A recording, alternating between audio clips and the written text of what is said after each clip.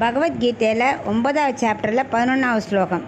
மம ஜானந்தி மாம் மூடா மானுஷிம் தனுமாஸ்ரிதம் பரம் பாவமஜானந்தோ மம பூத மகேஸ்வரம்.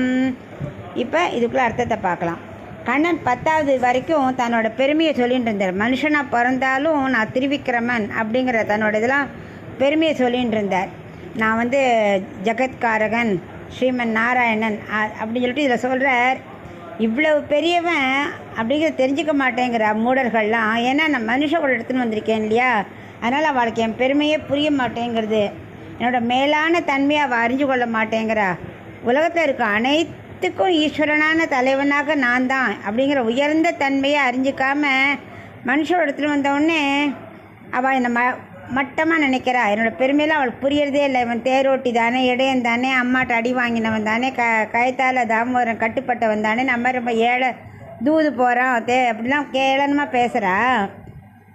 ஏன்னா அது திருவிக்கிரம வாமனனை பார்த்து இகழறா. அதே திருவிக்கிரமன் உடனே மாறினேனே, அது முடியுமா அவளால்? அது மாதிரி எளியவன் புரிஞ்சிக்கல. எதுக்காக நான் எளியவனாக வந்திருக்கேன்?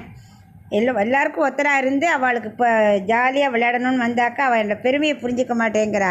அவளுக்கு ஈக்குவலாக என்னை நினச்சின்றா. நான் சிறியவனாக இருந்தாலும் பெரியவன்கிறத அவள் புரிஞ்சுக்கணும். நான் ஜகத்துக்கே காரணமானவன், அதனால் அவள் நான் அவமானப்படுத்தக்கூடாதுங்கிறது அவள் புரிய மாட்டேங்கிறது.